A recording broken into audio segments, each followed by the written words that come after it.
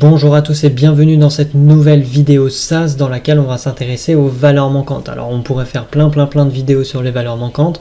Moi je vais juste vous proposer la construction d'un macro-programme qui va permettre de remplacer des valeurs manquantes qui sont indiquées par un 0, de les remplacer par un point quand c'est une variable numérique et par un espace, un vide, lorsque c'est des variables de type caractère, et ça de façon automatique. C'est le programme qui va scanner la base et qui va lui-même identifier quelle variable est numérique, quelle variable est qualitative, et qui va faire les transformations. Donc ça peut être utile comme ça ne peut ne pas l'être, ça dépend de votre besoin, mais ça permet du coup de faire un vrai grand cas pratique de construction d'un macro-programme, et c'est surtout ça, pour des raisons pédagogiques, que je fais cette vidéo. Du coup, j'ai créé une base et que j'ai importé qui parle de voiture, de consommation, de date de création, de prix, et on a des valeurs manquantes indiquées par des zéros à différentes variables. Donc nous on va chercher à modifier cette table pour la rendre un peu plus clean. Donc on va commencer par écrire un macro-programme, donc pourcentage macro, on va l'appeler transform. Voilà, et puis là on va mettre tout un tas de paramètres comme à notre habitude. On termine le macro-programme par pourcentage mend transform, et puis au milieu on va créer notre structure. Donc la première chose, on veut que notre macro-programme puisse identifier directement le nom et le type de variable. Donc là on va devoir créer une partie qui va récupérer le nom et le type des variables. Donc ça c'est quelque chose qu'on avait déjà fait dans la vidéo dans l'exploration d'Uki 2, donc je vous invite à regarder ces vidéos d'exploration d'Uki 2, on avait vu tout un tas de choses. Ici je vais essayer d'aller un tout petit peu plus vite tout en continuant d'expliquer, parce que ensuite on va vraiment creuser et voir de nouvelles choses. Donc comment on va pouvoir récupérer le nom et le type de variable? On va tout simplement déjà aller récupérer les variables indiquées par l'utilisateur, parce que là on a une base avec différentes variables, mais toutes ces variables ne sont peut-être pas utiles, peut-être que l'utilisateur veut simplement corriger ces trois premières variables en termes de valeurs manquantes et qu'il s'en fiche des autres. Ça on ne peut pas savoir à l'avance, donc on va lui donner un paramètre en haut variable qui va nous permettre de récupérer ce que l'utilisateur veut. Donc on écrit une étape data. Data, je vais l'appeler datavar, donc qui va me créer une nouvelle base de données. À partir donc set de data in, qui est une nouvelle macro variable que je vais indiquer, je vais demander à l'utilisateur de me donner la base de données de base, donc ici c'est base, et je vais en créer une autre, mais simplement dans cette autre je vais garder type égale à et variable, donc une macro variable qui va contenir les variables renseignées par l'utilisateur. Donc ça va nous permettre de remplir les premiers paramètres en haut. Donc là j'ai déjà rajouté deux macro variables, donc ici je peux mettre data in égale virgule, et puis là je vais faire exactement la même chose en mettant variable égale. Et là, bon, on ne sait pas si je mets une virgule ou pas, pour l'instant je ne vais pas en mettre parce qu'on ne sait pas s'il y a d'autres paramètres qu'on va devoir utiliser. Donc, à ce stade-là, qu'est-ce que j'ai fait? Je demande à l'utilisateur de me mettre le nom de la table où se situent toutes les variables et de me spécifier les variables sur lesquelles il veut que j'agisse, que je transforme les valeurs manquantes. Donc, j'ai fait pour cela une étape data qui va me créer une autre table qui s'appelle datavar dans laquelle je vais avoir les variables spécifiées. Ensuite, comme dans la vidéo d'Uki 2, je vais utiliser une proc contents pour récupérer le nom et le type des variables que j'ai. Donc je vais avoir data égale à datavar, noprint parce que j'ai pas envie qu'il me l'affiche, l'option out que je vais mettre datavar ici. Et puis je fais toujours un run. Donc là, qu'est-ce que je lui dis? Je lui dis, tu me fais la proc content sur datavar.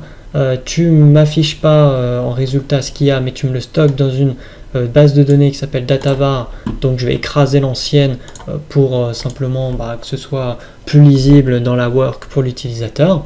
Et puis ensuite je vais utiliser, comme pour le Uki 2, une proc SQL qui va me permettre de select le name et le type cette fois-ci. Donc dans le key 2 on avait mis seulement une variable là, et bien là on va en mettre 2 et vous verrez que quand je vais sortir les tables, bah, ce sera beaucoup plus parlant. Et du coup je vais la stocker dans des variables, donc je vais faire into, je vais l'appeler non var separated by et un espace, et puis là je vais l'aligner, hop, voilà, c'est beaucoup plus clean, et je vais l'appeler type var separated by, et je mets un espace et pas de virgule. Il faut que je lui spécifie où est-ce qu'il doit le sélectionner, donc c'est là où je dois faire un from datavar. Donc qu'est-ce que je lui dis? Et on termine par kit. Je lui dis, ok, tu vas dans datavar que on a créé avec contents, et tu vas me sélectionner le nom et le type des variables. Le nom, tu me le stockes dans une macro variable qui s'appelle non variable, non var, et le type, tu me le stockes dans une macro variable qui s'appelle type var. Donc est-ce que je pourrais l'exécuter pour qu'on voit un petit peu? Bah écoutez, oui, ça va être faisable. Donc je vais appeler mon macro programme à ce stade là, donc pourcentage, voilà, macro, data in, on va l'appeler du coup base, et les variables que je vais prendre, bah, je vais prendre la marque, le prix, et pour l'instant on va s'arrêter là. Donc je vais prendre la marque qui est une variable caractère, le prix qui est une variable numérique, et on a à chaque fois des valeurs manquantes ici. Donc pour l'instant je vais m'arrêter là. Donc là c'est bon, là normalement c'est bon, je fais apprendre ça à ça, je vérifie mon journal, je n'ai pas d'erreur, et du coup je vais l'exécuter. J'exécute, là je m'en fiche complètement, et je regarde dans mon explorateur, j'ai datavar qui a été créé, et datavar qui dans la vidéo du key 2 s'apparente en fait à la base de données Titi qu'on avait créée. Donc qu'est-ce qu'elle contient? Elle contient le résultat de la proc contents, et dans la proc contents j'ai du coup le nom des variables ici, et j'ai leur type dont la variable s'appelle type. C'est pour ça que dans la procédure SQL j'ai mis name et type qui correspond au nom des variables qui est ici name, et ici qui est type. Donc ça me permet de récupérer ces informations sous forme de macro variable. Une macro variable qui aura ces deux informations, une macro variable qui aura ces deux informations. Si vous voulez en avoir le cœur net, il suffit de faire un pourcentage put pour les deux, donc je vais l'écrire deux fois. Vous sélectionnez non variable, ensuite on met le commercial point virgule, et ici on va sélectionner le type var. Voilà, et puis on va faire et voilà, et comme ça, ça va afficher sur le journal le contenu de ces deux macro variables, mais en fait on va tout simplement retrouver ce qu'il y a ici et ici. Donc on a commencé cette première partie, donc c'est plutôt pas mal, mais maintenant on va s'intéresser à transformer les valeurs manquantes en points ou en espace selon le type de la variable. Donc pour ça on va toujours utiliser une boucle qui va être while, vous commencez à avoir l'habitude. Donc comment va se former ce while? Ça va être simple, on va avoir un pourcentage let pour commencer, i égale 1, on initialise la valeur de i, et ensuite on va avoir un pourcentage do pourcentage while, on ouvre une parenthèse, on la ferme, donc c'est la condition, et ensuite on va imbriquer un if dans un pourcentage do. Donc le do, comment il se fait? Eh bien on va avoir ici une itération qui ne change pas, on aura i égale à et i point plus 1, voilà, et ensuite je ferme la boucle, donc un end pour fermer le do while, et dans le do while je vais rajouter, je vais imbriquer une condition if, donc je vais mettre pourcentage if. Alors pourquoi je mets des pourcentages? Parce que je suis au niveau macro programme, donc je dois faire un pourcentage if, et je vais lui dire si quelque chose then do, donc si se passe quelque chose, alors tu fais quelque chose. Donc je dois fermer cette première partie, donc je mets un end, et sinon je lui dis else do, donc si jamais ça se passe pas, tu m'exécutes autre chose. Et là pareil, je dois le pourcentage end, je dois fermer cette boucle. Donc là j'ai imbriqué bien un if dans un do while et on va commencer par le if imbriqué et ensuite on complétera le tant que, donc la boucle while. Dans le if, qu'est-ce que je dois vérifier? Je dois vérifier que la variable est soit de type numérique, soit de type qualitatif. Mais ça tombe bien, dans la procédure contain, j'ai récupéré le type des variables. C'est à ça que ça va servir. Donc en fait, j'ai simplement besoin de scanner le contenu de type var pour voir est-ce que c'est de type numérique ou de type caractère. Ce qu'il faut garder à l'esprit, c'est que dans SAS, une variable numérique sera toujours indiquée au type 1 et une variable qualitative toujours indiquée au type 2. Donc nous, ça va nous permettre de compléter notre if. On va simplement mettre if %scan, j'ouvre la parenthèse, là j'appelle la macro variable qui s'appelle type var, donc je vais prendre ça, tac, donc je lui dis ici type var, donc je dois forcément lui indiquer la position que je dois chercher, je suis dans la procédure do, donc je mets toujours mon i, donc de niveau i est égal à 1, alors tu vas m'exécuter quelque chose. Sinon, else do, ça veut dire qu'il est égal pas à 1 mais à 2 ou à autre chose, mais ici il n'y a que 1 et 2, donc c'est 2, tu m'exécuteras autre chose. Alors quelle est cette autre chose? Eh bien c'est une étape data. Donc je vais lui mettre data, la base de données de base, donc data in, point, voilà. À partir de quoi? À partir de data in, donc attention, là qu'est-ce que je suis en train de faire? Je suis en train d'écraser la base de données de l'utilisateur en lui remplaçant ses valeurs manquantes. Donc si jamais je ne veux pas écraser la base de l'utilisateur, ici il ne faut pas que je mette data in, il faut que je mette un autre paramètre ou un nom quelconque. Sinon, tel que je le code là, je suis en train de l'écraser. Voilà, et ensuite je lui mets un if. Alors j'ai pas besoin de mettre des pourcentages parce que je ne suis pas au niveau macro programme, je suis au niveau étape data cette fois-ci. Donc il faut vraiment faire la distinction. If %scan, donc là cette fois-ci je vais appeler le nom. Donc et non var, virgule et i point égale 0 zen. Et donc là je vais lui reprendre ça, %scan et non var et i, tac, égale à point. Point virgule, je mets mon run et j'ai terminé cette partie. Donc je vais revenir pour expliquer ce code. Qu'est-ce qu'on vient de faire? On lui dit tant que quelque chose, pour l'instant on ne sait pas. Si quand tu scannes type var, tu vois que c'est égal à 1, alors tu rentres dans une étape data, tu écrases la base et tu écrases les valeurs qui valent 0, donc les valeurs manquantes. Tu les écrases en les remplaçant par un point.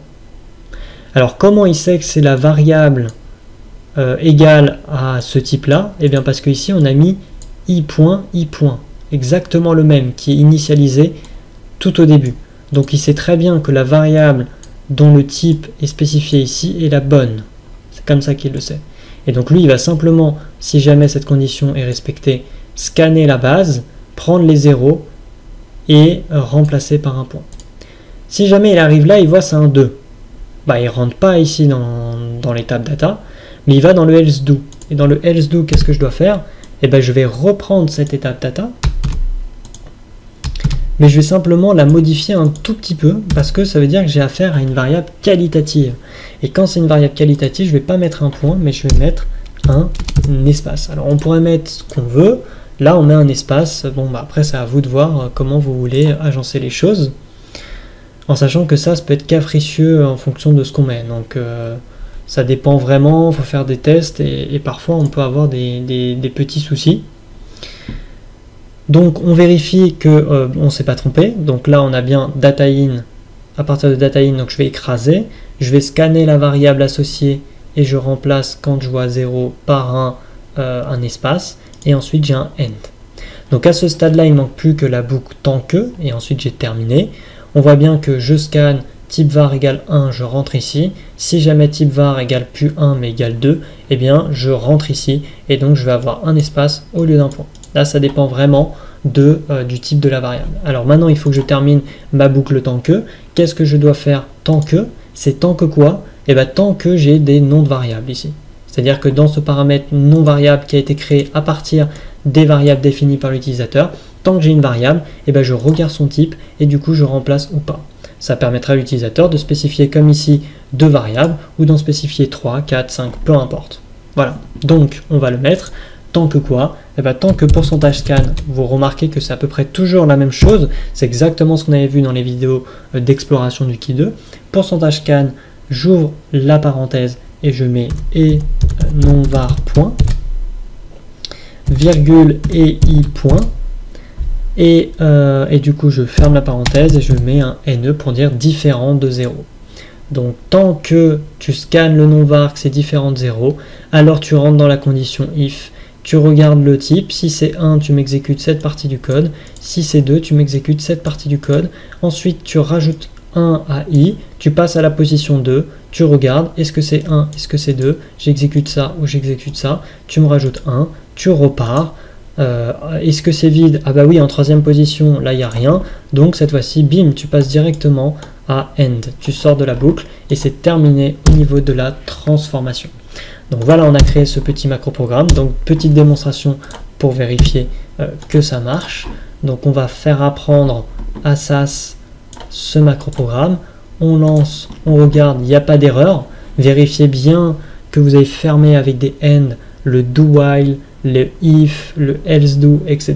Ça peut être des sources d'erreur. Et puis ensuite j'exécute. Donc moi je vais simplement sur cette base de données, je vais écraser cette base. Comme j'ai spécifié la marque et le prix, eh bien, SAS va aller scanner, il va modifier ces 2 premières colonnes. La première colonne est de type 2, donc de type qualitative, la deuxième est de type 1, de type numérique, et du coup, qu'est-ce qu'il va faire? Bah, il va rentrer, il va ici scanner, première position, il trouve marque, il regarde son type, il fait « Ah, c'est un type 2 », donc il ne rentre pas ici, il n'exécute pas ça, mais il va exécuter ça, il va remplacer par des espaces. Et ensuite, il itère, donc i plus 1, il passe à 2, arrivé là, il est à 2, il y a encore une valeur, c'est le prix, qui satisfait la condition égale 1, donc il exécute que cette partie du code, puis il repasse là, il rajoute 1, il arrive là, oh, il n'y a plus rien, il fait n, c'est terminé. Donc j'ai fait une petite erreur à un moment quand j'ai copié le nom d'une macro variable, ce qui a modifié un petit peu le résultat. Donc faites très attention, ici j'avais écrit non var alors que c'est non var. Donc faites attention quand vous créez des macro variables comme ça à bien spécifier ici le nom. C'est pour ça que quand j'ai lancé ça n'a pas marché et c'est pour ça que j'ai fait une coupure pour voir pourquoi ça n'avait pas marché parce que ça me paraissait bizarre.